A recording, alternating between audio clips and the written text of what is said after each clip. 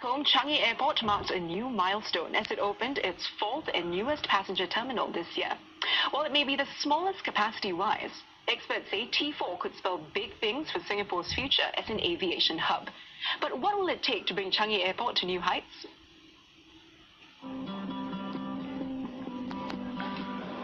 5 years after the project was first announced, Changi Airport's new Terminal 4 finally opened on October 31st. So far, nearly 1 million passengers have passed through the terminal, which boasts a unique slew of self-service and automated systems from check-in to bag drop and immigration. Well, many of the latest technologies that we've seen in Terminal 4 haven't quite been incorporated in most places in the world.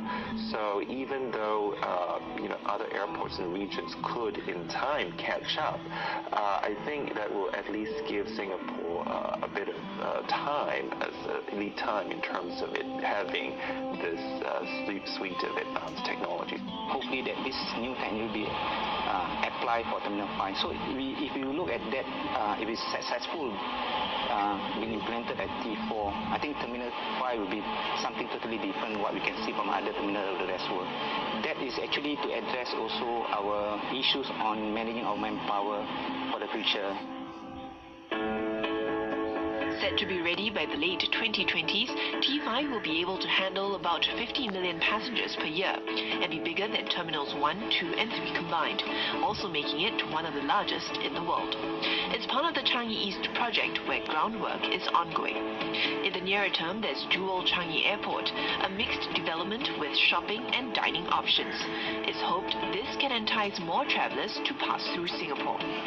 Well, the massive structure that you see behind me is Dual Changi Airport in the works, and I'm told that about 65% of overall construction is already complete, with piling, excavation, as well as structural works for the 5 basement levels and 5 above ground levels already done.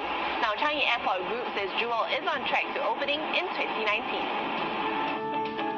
From the first quarter of 2018, play attractions will start being installed, and in the second quarter, trees, ferns and other plants that make up the iconic 22,000 square meter forest valley will be brought in.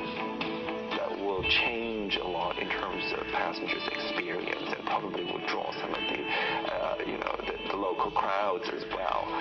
So that's going to be a major shift in itself, because typically we used to see airports as solely related to air travel, but with Dual being such a retail destination in itself, we can certainly see locals even going there, not just for aviation-related activities.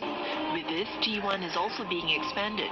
This includes more spacious arrival and baggage claim halls. Some check-in counters are also being replaced with automated systems. Development works are already 60% complete. Eventually, the terminal will handle 3 million more passengers to reach 24 million each year. But analysts are quick to note that having more or bigger terminals is not enough. The competition is not just about having big terminal. We need to continue to make sure that we are providing capacity, we are providing the services, efficient services.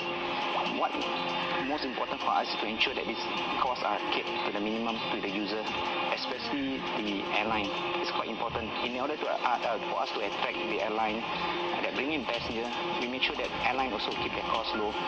So we need to address the manpower in terms of how we want to attract and even train the future managers of the airport. There's no doubt that expanding will take time, and so experts note Singapore must continue to tap new markets to remain competitive in the nearer term.